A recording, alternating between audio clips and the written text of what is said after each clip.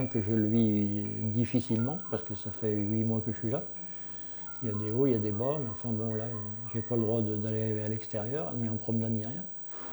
Donc là, c'est les promenades dans le couloir, et puis c'est assez pénible, quoi.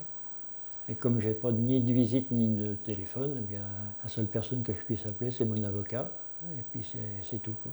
Bon, votre présence, moi, est vraiment un réconfort, depuis le départ. Hein. Ça permet vraiment de sortir du milieu carcéral pendant un quart d'heure, 20 minutes. Ça vide le cerveau, ça aide beaucoup. C'est un grand réconfort.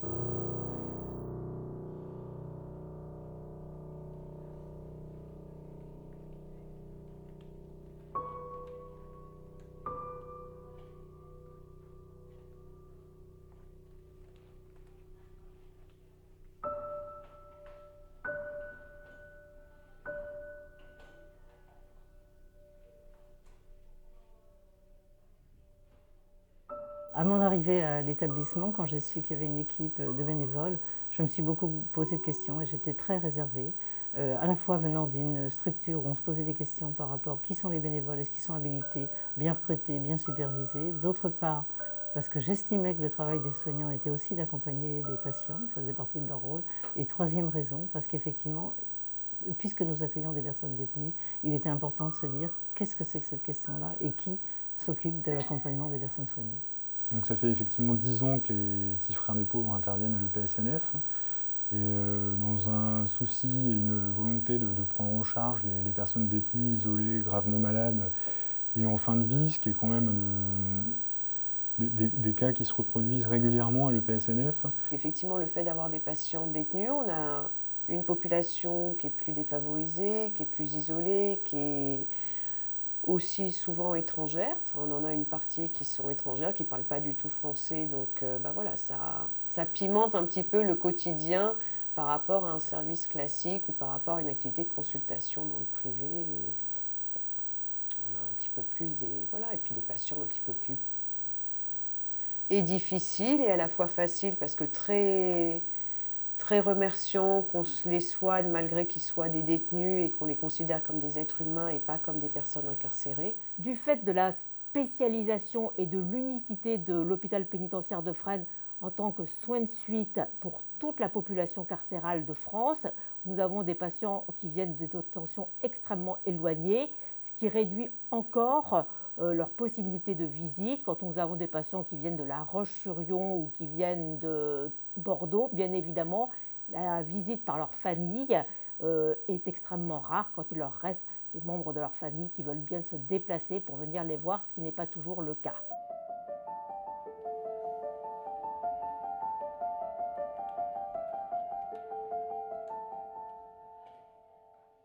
Ce qui me pèse, c'est la distance entre moi et mes enfants. Des fois, ils ne viennent pas. Et ça me fait un peu mal. Ah oui. La famille, c'est très dur, je vois. Une fois par mois, et encore. Oui. Et alors, qu'est-ce que vous apporte le bénévole qui vient vous voir dans votre chambre et qui passe un moment avec vous? C'est très bien, très bien. Oui. Ça se lâche. En fait, c'est quoi les émotions, c'est les angoisses? Vous pouvez dire ce que vous vivez dans la confiance? Je me laisse aller, quoi. Donc c'est bon, ça vous fait du bien? Oui, mais tout seul, c'est long. Ouais, c'est difficile, hein?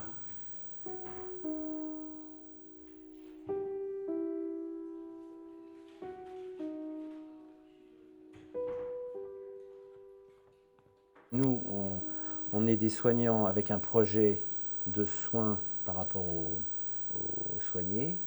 On a une mission de service public. On est des professionnels, on est salariés. Vous, c'est du bénévolat, vous donnez de votre temps. Et donc, le rapport avec le patient n'est pas le même. C'est-à-dire que nous, on rentre quand même toujours dans des... Même si c'est en non-dit, c'est dans un contrat de soins avec le patient. Vu la planification de nos soins, on n'a pas vraiment le temps à concentrer aux patients. Des fois, on vient pour une piqûre, des fois pour faire quelque chose. Mais entre-temps, vous venez pour... Des fois, vous pouvez passer 1 heure du temps chez un patient, tandis que nous, on a 7 heures. 7 heures du temps pour travailler et on a 16 patients. On ne peut pas passer 1 heure du temps avec un patient. Donc, votre rôle est très important. C'est vrai qu'on a aussi beaucoup de patients qui sont des patients âgés, qui sont des fois isolés, soit qui n'ont plus de famille, soit qui ont rompu leur pont complètement avec leur famille, leurs amis, ou qui n'ont pas le droit, pour des raisons judiciaires, d'avoir des contacts avec leur famille.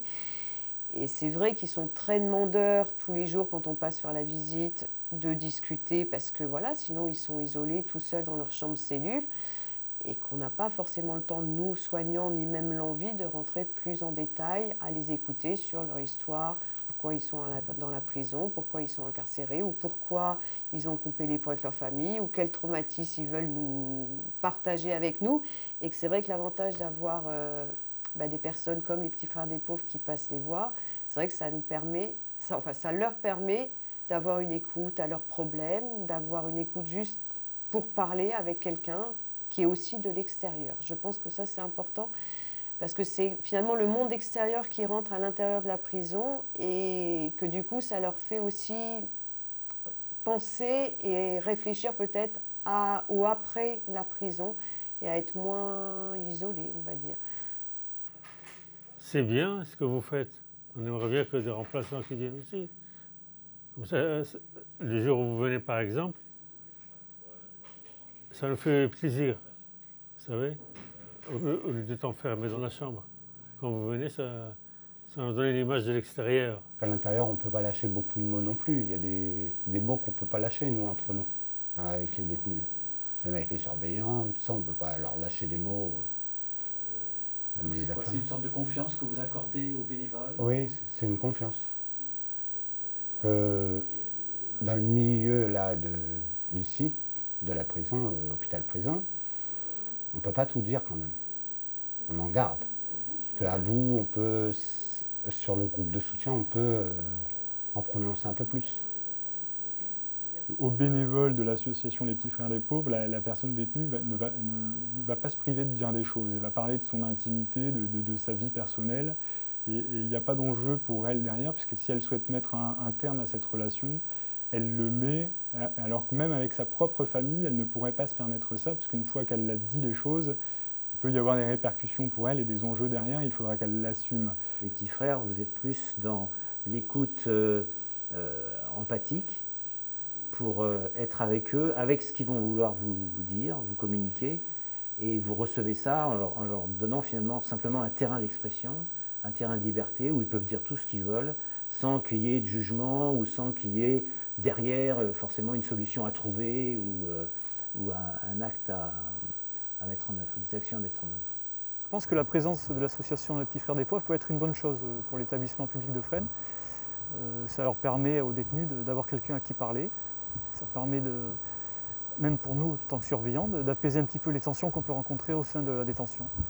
Le partenariat des bénévoles et des soignants permet que des patients qui sont confrontés tout d'un coup à un diagnostic grave, à un pronostic engagé, voire à une mort ou une fin de vie anticipée, puissent auprès soit de soignants solides et également auprès des bénévoles faire part de manière inconditionnelle, expliquer ce qui leur est arrivé. Et comme tout humain, encore plus que d'autres, ils ont des fardeaux lourds à porter et ils ont besoin de pouvoir à la fois vivre sereinement et mourir sereinement.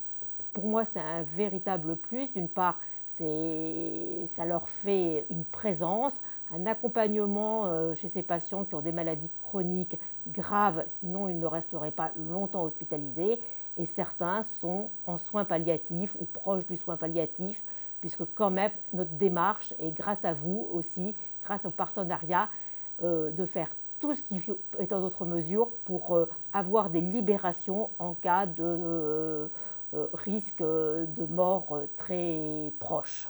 Donc là, c'est également un partenariat qui s'est noué depuis que je suis ici, qui existait avant, mais que je ne connaissais pas. C'est ce partenariat pour les soins palliatifs. Et vous nous aidez en nous proposant des structures de soins palliatifs et en soutenant nos patients pour lesquels, quelquefois, la demande est quand même longue pour obtenir un transfert dans un hôpital public, c'est-à-dire en général une levée de la peine. Si je n'aurais pas eu eux, je ne suis pas sûr aujourd'hui. Parce que je commençais à être dans le déclin. Je commençais à tomber. Puis l'entourage médical et puis des petits frères vous donnent un peu des... Moi, je suis passé à tout. Oui. Je suis passé à tout. Il y a tout qui m'a tourné là-dedans. Par exemple? Tout, mon passé, l'entourage que j'ai. Et je voulais pas le savoir. Ça vaut la peine d'être vécu, de poursuivre. Ouais. C'est un beau témoignage aussi. Hein. Mais j'ai des limites. Oui. C'est vraiment les limites. Mais c'est bien qu'on puisse en parler, parce que c'est pas évident hein, comme sujet. Oh non, c'est pas évident. Parce qu'on a la pudeur, parce qu'on a son orgueil. Surtout quand on le sait. Quand on le sait. Quand on sait que tu es vraiment en fin de vie. Mais vous êtes un battant. Mais ça fait drôle. Ça fait trop drôle.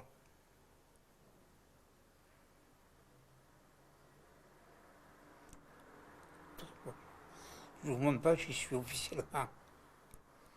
Officiellement, je suis en fin de vie, moi. Je juge l'application de peine à tout mon dossier. Mais vous êtes en vie. Moi, je suis foutu, moi. Vous êtes en vie, là, on passe des moments... Ça peut durer 1 mois, 2 mois, 3 mois. Et vous savez qu'on vous accompagnera, quoi qu'il en coûte, avec vous? C'est que je suis pas seul. Oui.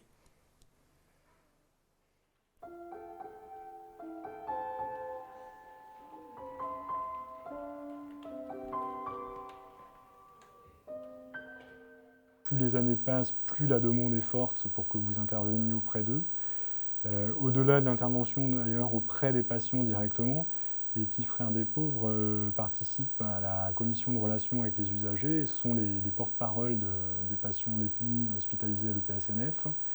Donc ils portent un peu leur voix et leurs besoins, leurs critiques dans le cadre de leur prise en charge hospitalière ici.